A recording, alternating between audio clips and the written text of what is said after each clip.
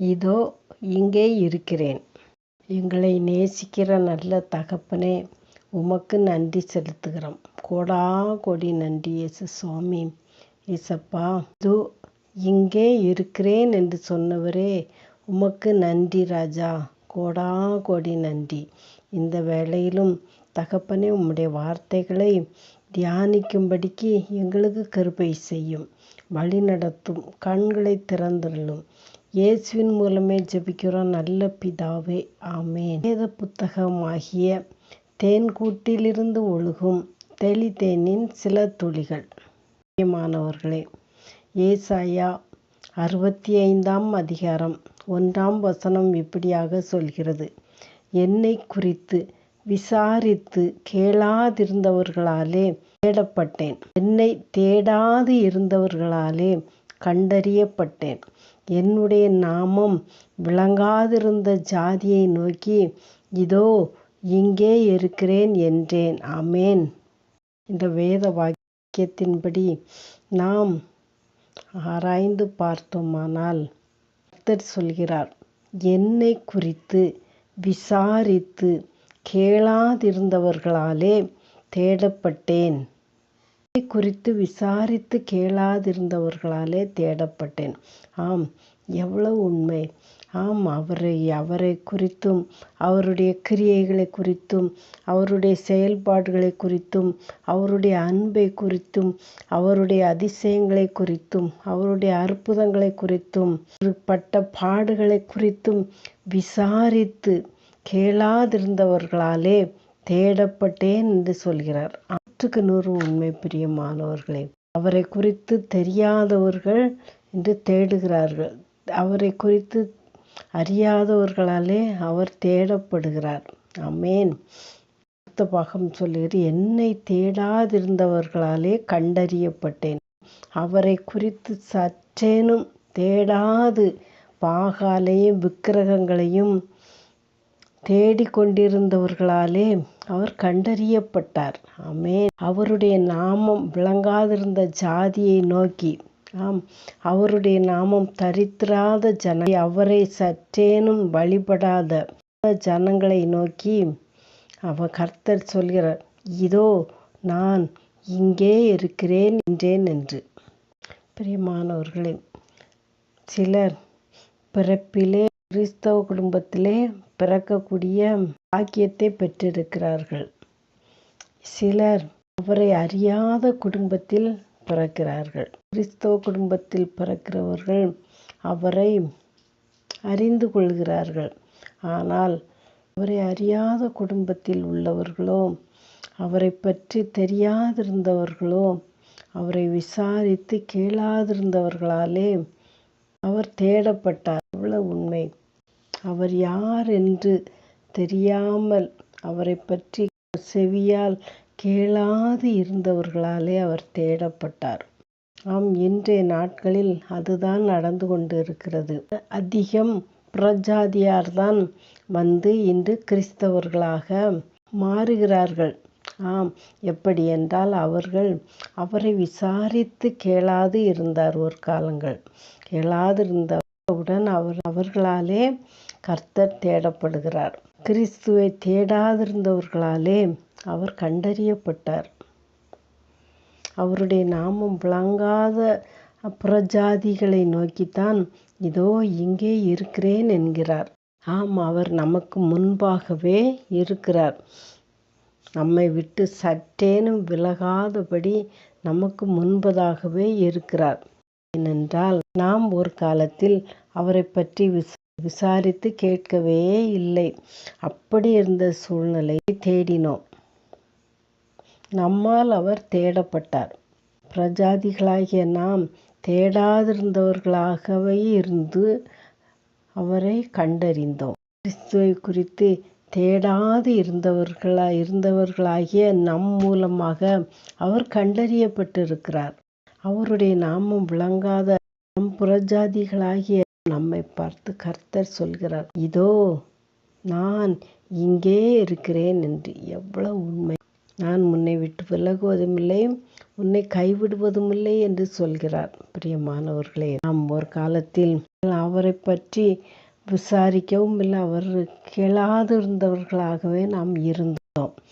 அப்பேற்பட்ட சூழ்நிலையில் அவரை தேடக்கூடிய ஒரு பாக்கியம் நமக்கு கிடைத்தது. நாம் அவரை கண்டறியக்கூடிய ஒரு பாக்கியம் கிடைத்தது. அவருடைய நாமம் தரிக்கப்படாமல் இருந்திருந்தாலும் நமக்கு இன்று அவர் நாமம் தரிப்பித்திருக்கிறார். கிறிஸ்தவள் என்கிற நாமத்தை நமக்கு தரித்திருக்கிறார். நீ என்னுடைய மகள், நீ என்னுடைய மகன் என்னும் புத்திர சுவிகார ஆவியை நமக்கு தந்து இது கர்த்தருக்கு பரிசுத்தம் என்கிற முத்திரையை சிரசின் மேல் அவர் வைத்திருக்கிறார். எவ்வளவு நல்ல கர்த்தர்! ஒரு காலத்தில் நாம் யாரோ அவர் யாரோ என்று நாம் இருந்தோம். ஆனால் இன்றோ நமக்கு அப்பா பிதாவே என்று கூப்பிடும் புத்திர சுவிகார ஆவியை தந்திருக்கிறார். அமேன். இந்த நல்ல தேவனை கேளாதிருந்த நாம் இன்று, அவரை தேடாதிருந்தவர்களாகிய நாம் இன்று அவரை கண்டறிந்து கொண்டோம். அவரை வழிபடாமல் அந்நிய தெய்வத்தையும் விக்கிரகத்தையும் பாகாலை வழிபட்டு கொண்டிருந்த பிரஜாதியாகிய நம்மை நோக்கி நான் இங்கே இருக்கிறேன் என்கிறார். மாணவர்களே, கர்த்தர் நம்மை தாயின் கற்பத்திலே பெயர் சொல்லி அழைத்தபடியால், நம்மை தாயின் கற்பத்திலே முன்குறித்தபடியினால் நாம் அவரை கேளாது இருந்தோம். ஆனால் இன்று நமக்கு அந்த சிலாக்கியத்தை தந்திருக்கிற, நாம் தேடும்படியாகவும் நாம் அவரை கண்டறியும்படியாகவும் நமக்கு நாமும் தரிப்பிக்கும்படியாகவும் கிருபை தந்திருக்கிறார். கேளுங்கள் கொடுக்கப்படும், தட்டுங்கள் திறக்கப்படும், தேடுங்கள் கண்டடைவீர்கள் என்று சொன்ன தேவன், நாம் தேடும்படிக்கு நம்மை அவர் முன்குறித்திருக்கிறார். நாம் அவரை கண்டறியும்படிக்கு நம்மை தாயின் கர்ப்பத்திலே தெரிந்து கொண்டார். நாம் அவரை தட்டும்படிக்கு, அவர் நாமம் நம்மேல் விளங்கும்படிக்கு நமக்கு கிருபை செய்திருக்கிறார். நான் என்னுடைய வாலிப வயது வரை நான் அவரை அறியாமல், அவரை தேடாமல், அவரை குறித்து விசாரியாமல், அவரை கேளாதவளாகவே இருந்தேன். அப்பேற்பட்ட நான் வாழ்க்கையில் ஏற்பட்ட கவலை, கண்ணீர், துக்கம், துயரம், வேதனை, அங்கலாய்ப்பு, பேர்பட்ட சூழ்நிலையில் அவரை நான் தேடினேன். அவரை கேளாதிருந்த நான் தேடும்படிக்கு எனக்கு கர்த்தர் ஒரு சிலாக்கியத்தை தந்தார். அவரை நான் தேடாதிருந்தவளாகவே இருந்தேன். ஆனால் அவரால் நான் கண்டறியப்பட்டேன். அவர் என்னை கண்டு கொண்டார். நானும் அவரை கண்டு கொள்ளும்படிக்கு என் கண்களை திறந்தார். விக்கிரகத்திற்கு அடியில் அந்த உளையான சேற்றுக்கு, அந்த சாக்கடைக்குள்ளாக கிடந்த என்னை, அந்த புறஜாதியாகிய என்னை அவர் தூக்கி எடுத்து அவருடைய நாமம் விளங்கும்படிக்கு அவர் எனக்கு நாமம் தரிப்பித்தார். இது கர்த்தருக்கு பரிசுத்தம், இவள் கிறிஸ்தவள் என்கிற என் மகள் என்கிற நாமம் தரிப்பித்தார். மட்டுமல்லாமல், மகளே, இதோ நான் இங்கே இருக்கிறேன் என்றும் எனக்கு வாக்கு பண்ணியிருக்கிறார். எவ்வளவு நல்ல ஆண்டவரை, கர்த்தரை தெய்வமாக கொண்ட ஜனம் பாக்கியம் உள்ளது என்று சொன்னது போல அடியாளுக்கு அந்த பெரிய பாக்கியத்தை தந்திருக்கிறார். ஆமாம், பைபிளில் கானானிய ஸ்திரியை பற்றி சொல்லப்பட்டு இருக்கிறது. அவள் ஒரு புறஜாதிதான். ஆனால் அவள் என்ன செய்தாள்? ஆண்டவர் பாதத்தில் வந்து, ஆண்டவரிடத்தில் வந்து அற்புதத்துக்காக காத்து கொண்டிருந்தாள். ஆனால் ஆண்டவர் சொன்னார், பிள்ளைகளின் அப்பத்தை நாய்க்குட்டிகளுக்கு போடலாகாது என்று. பிள்ளைகளுக்குரிய அப்பம் பிள்ளைகளுக்குத்தான், ஆனால் அது நாய்க்குட்டிகளுக்கு கிடையாது என்று. ஆனால் அவளோ ஒரு இடத்தில் தாழ்த்தி சொன்னாள், ஆண்டவரே, மேஜையிலிருந்து விழும் துணிக்கைகளை நாய்க்குட்டிகள் தின்னுமே.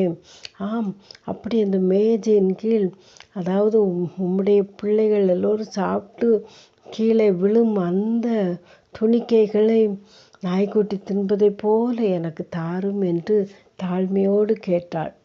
அவள் ஒரு காலத்தில் ஆண்டவரை குறித்து கேள்விப்படாதவளாகவே இருந்தாள். ஆனால் இன்று கர்த்தரை தேடி வந்தாள். அவரை தேடாதிருந்தவள் இந்த அற்புதத்துக்காக ஆண்டவரை கண்டறிந்து கொண்டாள். ஆண்டவரிடத்தில் ஒரு விசுவாசியாக அவள் மாறினார். இன்று நமக்கும் விசுவாசி என்கிற ஒரு அடையாளத்தை நமக்கு தந்திருக்கிறார். பிரியமானவர்களே, நாம் அவரிடத்தில் வந்த ஆரம்ப நாட்களில் நமக்கு ஒரு சந்தேகம் வரத்தான் செய்யும். கிறிஸ்தவள் அல்ல, நாம் புறஜாதியிலிருந்து வந்தவள், நம்முடைய ஜெபத்தை ஆண்டவர் கேட்பாரா என்கிற ஒரு அவிசுவாசம், ஒரு சந்தேகம் எல்லோருக்கும் வரத்தான் செய்யும். அதே போல அடியாளுக்கும் ஒரு நாள் வரத்தான் செய்தது. இந்த காலகட்டத்தில் இயேசு அழைக்கிறார் கூட்டமானது சுரண்டையில் நடந்தது. நான் முதலாக அட்டன் பண்ணின முதல் மீட்டிங்கே இயேசு அழைக்கிறார் மீட்டிங் தான். அந்த மீட்டிங்கில் நான் போயிருக்கும் பொழுது நான் ஒருவேளை என் ஜெபத்தை ஆண்டவர் கேட்பாரா என்கிற சந்தேகம் என் உள்ளத்தில் எழும்பி கொண்டிருந்த காலகட்டத்தில் அந்த மீட்டிங்கில் நான் கலந்து கொண்டிருக்கும் பொழுது டிஜிஎஸ் தினகரன் அவர்கள் என்னை மேடைக்கு அழைத்து என்னுடைய காரியங்களை எல்லாம் அவர் வெளிப்படுத்தினார்.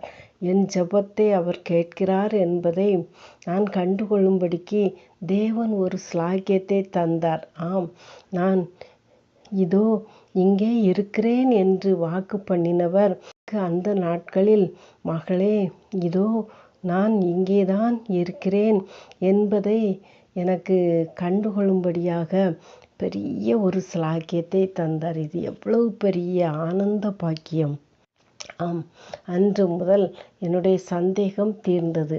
நான் ஆண்டவர் என்னோடு இருக்கிறார், என் ஜெபத்தையும் கேட்கிறார் என்கிற நம்பிக்கையோடு நான் அவரை தேட ஆரம்பித்தேன். அவரை கண்டுகொள்ள ஆரம்பித்தேன். அவருடைய நாமம் எனக்கு தப்பிக்கப்பட்டிருப்பதை நான் உணர ஆரம்பித்தேன். ஆண்டவர் என்னோடு இருக்கிறார் என்கிற நம்பிக்கையோடு என் வாழ்க்கையின் ஓட்டத்தை ஓட ஆரம்பித்தேன். பிரியமானவர்களே, ஆம், கிறிஸ்தவ குடும்பத்தில் பிறந்தவர்களோ இன்று அந்நியராக கூட போகிறார்கள். அவிசுவாசியாகவும் அற்ப விசுவாசியாகவும் அரைகுறை விசுவாசத்தோடும் காணப்படுகிறார்கள்.